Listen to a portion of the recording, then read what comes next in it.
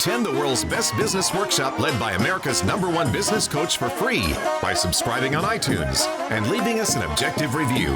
Claim your tickets by emailing us proof that you did it and your contact information to info@thrivetimeshow.com.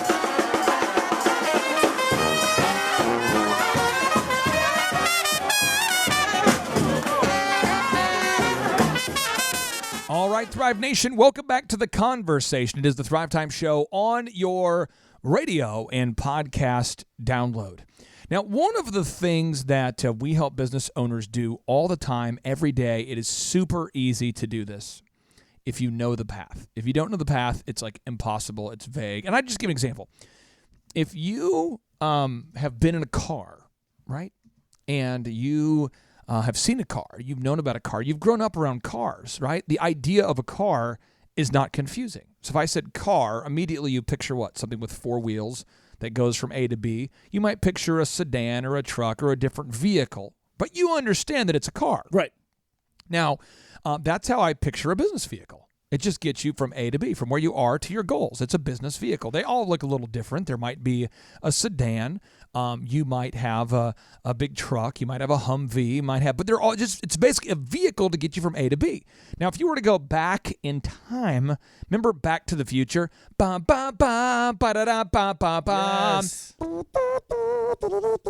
So anyway, I'm just Marty, Doc, the whole thing. What happens is that people Flux capacitors. Yeah, flux capacitors. You go back in time, and remember when you went back to the West? It was the third one. It was the worst, but it was my favorite. But nobody knew what a car was. Right. And so a lot of business owners reach out to us. They know just enough about business to say, I'm trying to make a business vehicle. Some people call it a business model. And I want to make a business model that scales. I want to build a model that scales, and I say, okay, great. But they don't really know what that is, and they haven't really seen it before. So when they come to the workshop, they see a linear from left to right workflow, a business model. And once they see it, they go, yes, I get it. Thinking about. So as an example, one of the clients we work with is called River City Church, and they're in Owensboro, Kentucky. I just got back from Owensboro, went there last weekend with my wife and 5 kids. And let me tell you what, those guys are nailing it. Now that we've systemized it, it is awesome. Like, honestly, it just gets me goosebumps thinking about it. Yeah. I drove up to the church the first time, and this didn't happen. When I drove up the first time, no one waved at us. Nothing. The parking lot, there were nice people that worked there, but they didn't know what to do, really. Nobody greeted me when I went in for the second service. No sign flipper. There wasn't a sign flipper. There wasn't. The coffee wasn't fresh for the second service. The overhead music was non-existent. The daycare was doing a good job. The praise and worship did a good job. The pastor did a good job. That was the first time I went there. Right. This time, now that they know the systems, dude, it is like the most unbelievably inspiring thing it's probably the highlight of my business coach career in the last maybe 2 years. Because I drove awesome. there. We flew there from Tulsa. We get into Owensboro, and we drive. They're right across from a Walmart, kind of it'd be like a restaurant row in Tulsa by the Super Target, the Walmart, all the restaurants. And we pull up, and they don't know who I am. I'm just driving in a rented minivan with the kids. And there's a sign flipper right in front of Shoney's, the restaurant. He's flipping that thing like it's the mattress flipper on 101st and Memorial. He's just getting into it.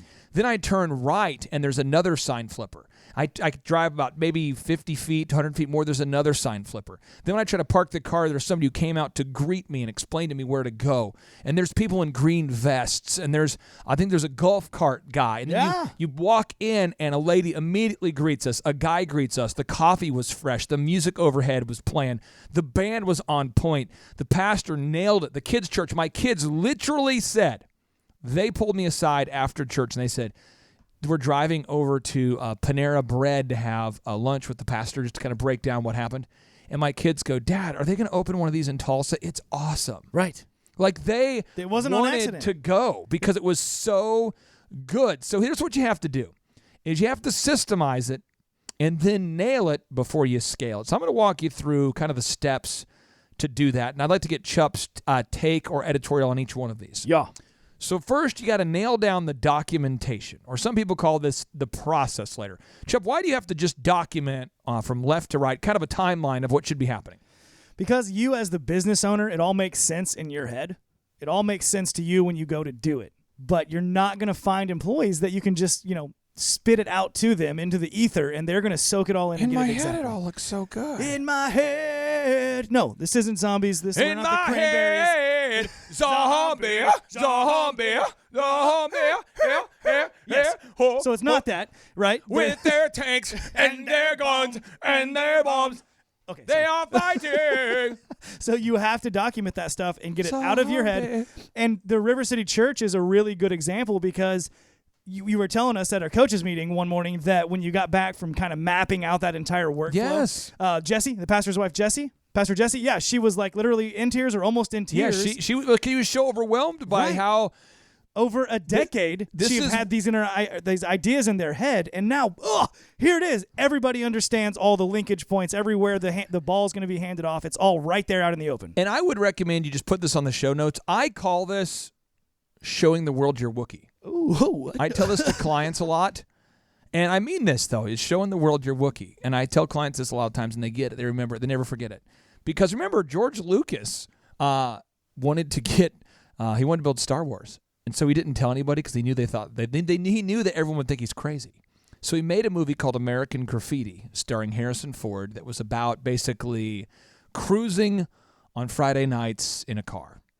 And that movie did really well at the box office. And he did just well enough that he got Fox to buy into him as a director-producer guy. Huh. And so he had a big mural drawn up. It took a long time to get funding. He drew a mural of the Millennium Falcon up there. So we're going to do a movie about space, going to space. It's kind of like a hero. It's a boy overcomes adversity, and it's this kind of. And they go, okay, we could do it. They had no idea that he was going to make a Wookiee like Chewbacca or Darth Vader or these characters. I mean, there's so many far out characters. Yoda. But he didn't really explain to people what he wanted to do because he knew it would freak them out. Right. So all the early renderings were of pictures of humans, But when the first time they draw a rendering of a Wookiee and he's like, here's the deal. He's going to sound like he's perpetually yawning, and he's tall, and he's super hairy, and he looks like he's got like dreadlocks, essentially. He's like a big, tall, dreadlocked carpet, a 9 foot. And they're, all of a sudden people are like, okay, that's a little weird. But you have to eventually get it out of your head so people can get it. Right. Now, the next step, once you show the world your Wookiee, you show the world your Millennium Falcon. Remember, he had to make a mural. I'm talking about a 25-foot tall, actually painted mural, paying someone to make it and paint it on a wall so people could see what it would look like to the scale and size. Then after you do that, you've got to nail down the demonstration. You got to be able to show people and demonstrate to them what the product does for people or what the service does, what the experience is like. Chup, why do you have to be able to demonstrate to other people how this system works? Well, a good example of this would be call recording, okay? You want to record your scripted calls. You got to have the script, right? And then you want to record those scripted calls so then you have a best practice you can teach somebody. You can actually show them, here's the script, listen to the call and see how it works. And now one thing that I see a lot of people not do that we make sure we do at the conference with scripting and recording calls as the example is also showing some worst practice calls. Yes. Because you can really nail that point across whenever you play the call of the previous employee and it's awful. And this could be a prototype of a product. Right. This could be a recorded call. Yeah. This could be a video of a physical presentation. Any way you can show what's in your head. Now, the step 3 is creating a linear workflow. And that's where you have all the details so people can see how the puzzle fits together. And we come back, we're going to talk about how to create a printed linear workflow.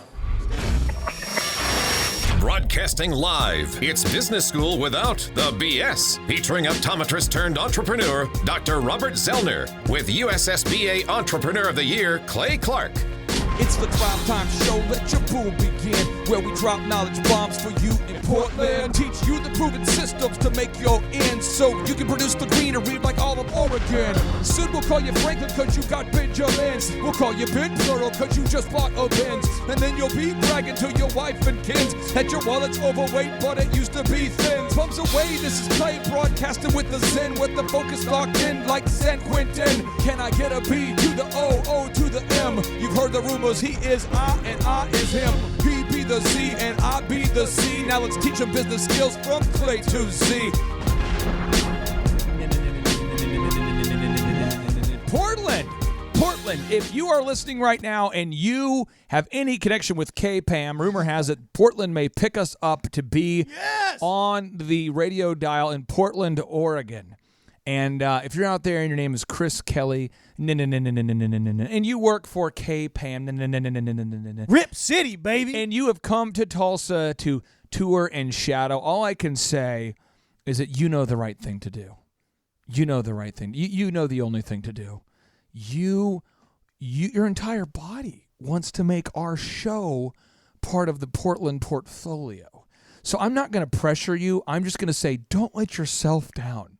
Don't let your town down. Come on, P-Town. Don't ruin the entertainment and educational opportunities for all of Portland by simply denying what you know to be true. Let the Thrivetime show happen to you. Let it happen. Embrace. It's the city of roses. Smell the fresh Thrivetime show, would you? Think about it. Portland has a big green belt around it. They're very legalistic about what you can build, and we could create another green belt of cash if all the listeners implemented the Thrivetime show. Doesn't that sound nice? Doesn't that sound nice? Now, we're talking about how to systemize your business. You must systemize and nail it before you scale it. Step number 1, you must first nail down the documentation and process layer. Essentially showing the world what's in your head. Just like George Lucas showed the world the Wookiees that were in his dreams. Think of how crazy that was. He dreamed of Wookiees, but he had to eventually pay an artist to sketch them and to show it to producers. He dreamed a dream. That's he what he dreamed a dream. Now, the second step is you have to nail down the documentation of what the demonstration. You have to nail down the demonstration of it in action. So that would be, for George Lucas, that would be an actual video clip of a Wookiee in action. For you as a business owner, that would be video footage of your team. If you envision a pizza place where they toss the dough a certain way, you'd have to get video footage of that. How to present your sales materials. A certain way. Exactly. The audio of your team doing a sales call the right way, the video of your team putting up siding the right way, the blueprint of the house you're going to build, maybe a 3D mock-up. There's got to be some way to now show the world a demonstration of what's in your cranium. If you don't have a prototype, may the Lord help you, because you're going to need God to help you and many other potential false gods to help you, because you people don't get it. And you can't just run around talking about what an experience should be like. You have to be able to show it and demonstrate it, Chuck. I want to take a second and brag on a client that I was working with earlier this week, Myron over at White Glove Auto. Myron. He is doing this right now. He's nailed his systems. He sent me a photo the other day. He got all of his checklists for all the different details and paint protection film wraps and all the things that they do. And they're laminated and just hanging on the wall, ready to go. They're color-coded for each employee, who's trained up on them, who's not. And so now what we're working on is like the Jiffy Lube style upsells. Right? Yes. So there's other things when people come in. He has other services that a lot of them don't know about. So we nailed it, and now we're scaling it, and it's awesome to see him have that success. True. If you're a restaurant, that would be like creating your menus. If you're a fitness gym like The Hub, like our special guest Luke Owens, that's creating a one sheet of all the products and services that you offer. Now, the next step is you got to create a printed linear visual workflow that everybody understands. So you want to make it a workflow is like a diagram of your business, like a blueprint of your business from left to right, so that everybody understands how the process fits together and why what they're doing matters. So often people don't understand why the job they do matters. So as an example, if you were on an automotive assembly line and your job was to add the axle onto the vehicle, and the next person's job was to add the wheel onto the axle, and the next person was to bolt the wheel onto the axle. If one of you skipped a step, it wouldn't work. Weird. And so what happens is in business, a lot of times people skip steps because they crave variety. They crave just doing something new every day, and they don't really understand how their decision to want to change the system and tweak it slightly really messes up everything downstream or down the process. Now, the next thing you have to do is you must create a universal file naming and organizational system. You have to have a universal way that you name files so that existing and specifically new members of your team can find everything easily. You see, so often what happens is we make these complex naming systems, in our desire to make things easier and more convenient, we start to give things acronyms.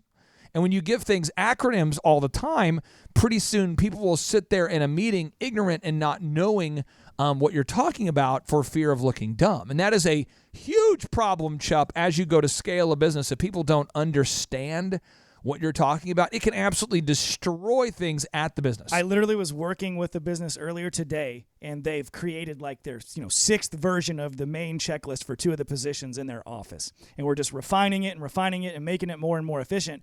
But I noticed again on it today, there was a couple acronyms. And they're awesome. They brought it in. Hey, will you look over this? Let's fix anything that you see needs to be fixed. And the first thing I did was write huge across the top, no acronyms. And I just underlined every one of them, and I explained what you just explained. And they were like, oh, well, that makes perfect sense. We were just trying to save a little bit of time. I'm like, no! Stop trying to save time. If you want to elongate conversations and to make things take longer and to confuse people, use acronyms. Now, amen. I feel like Elon Musk, the guy who's behind PayPal, he's the man behind PayPal. He's the man behind SpaceX. SpaceX, Tesla.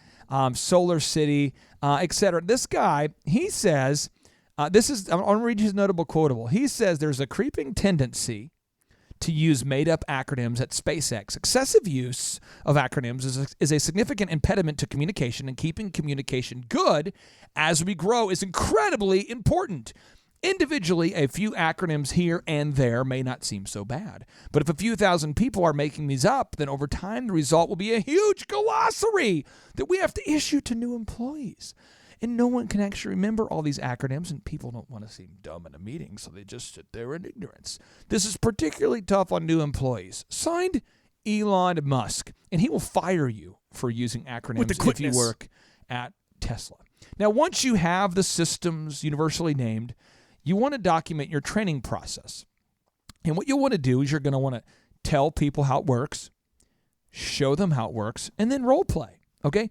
Tell people how it works, show people how it works, and then role play. Again, tell people, show people, and role play. Now, Benjamin Franklin, the inventor of the skullet, that's where you have a skull and then you have long hair in the back, the Franklin stove, bifocals, the guy who wrote the Declaration of Independence, the guy who, he's kind of a big deal, one of the founding fathers. He helped secure the financing needed to beat the French. He says, tell me and I forget. Teach me and I remember, involve me and I learn. So That's powerful. worth repeating. So powerful. Benjamin Franklin says, tell me and I forget.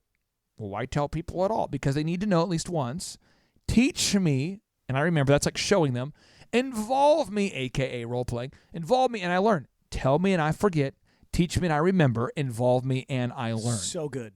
A final notable quotable for all the listeners out there is Jack Welch, the former CEO of GE who grew the company by 4,000%. He says, good business leaders create a vision, articulate the vision, passionately own the vision, and relentlessly drive it to completion. So I'm going to give you an example here from my life when I built DJ Connection.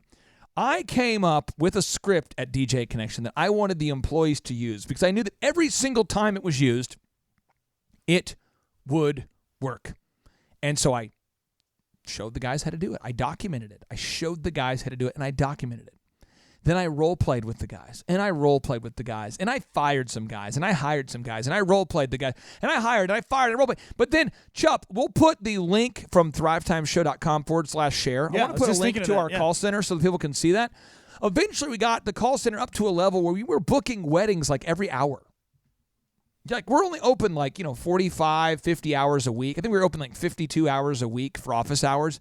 And we'd book 80 weddings every weekend. So we're booking more than an hour to an hour and a half or more than one wedding to a wedding and a half per hour as a result of that system. So it absolutely is possible to build scalable business systems. Now, when we come back, we're going to get into the specifics on our next segment of how to do call scripting. So many people struggle for years with building effective call scripts. And as a business coach client, we can actually sit down with you and help you build a very effective call script. We can also actually test it for you and make calls on your behalf. Stay tuned.